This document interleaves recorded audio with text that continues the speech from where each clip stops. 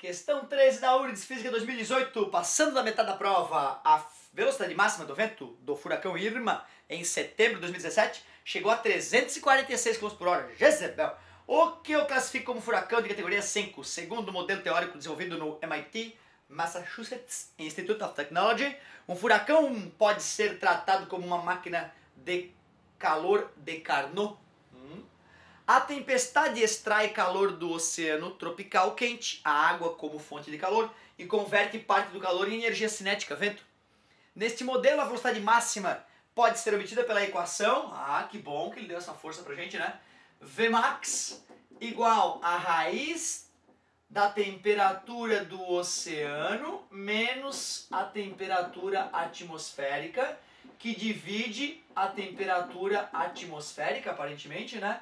Isso tudo multiplica o E. Ele deve dizer o que significa nessa equação.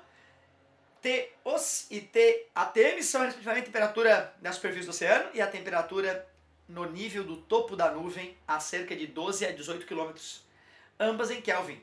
E corresponde à taxa de transferência de calor do oceano para a atmosfera. Considere no modelo os seguintes processos. Diminuição de temperatura da superfície do oceano. Diminuir aquele númerozinho ali.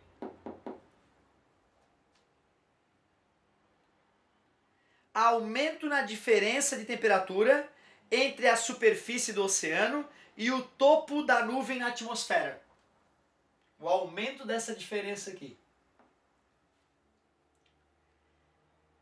3. Diminuição na taxa de transferência de calor. Diminuição deste processo, daquele númerozinho ali. Quais processos contribuem para o aumento na velocidade máxima do vento em um furacão? Uma questão bem matemática, né? Então, peraí. Eu quero saber quando que essa expressão aumenta. Em ele disse que diminui a temperatura da superfície do oceano, que teoricamente está maior do que a temperatura da atmosfera na parte alta, né? Até porque isso aqui tem que dar um número positivo para podermos extrair a raiz. Bom, então diminuir esse número vai diminuir o numerador dessa fração, certo? E vai diminuir o resultado. Então, ele queria que aumentasse. Quais processos aumentam? Aumenta a diferença de temperatura.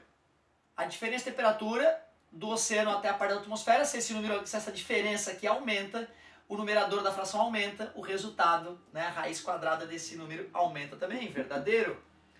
Diminuição na taxa de transferência de calor. Se diminui a taxa de transferência de calor, diminui o radicando, diminui o resultado da raiz quadrada.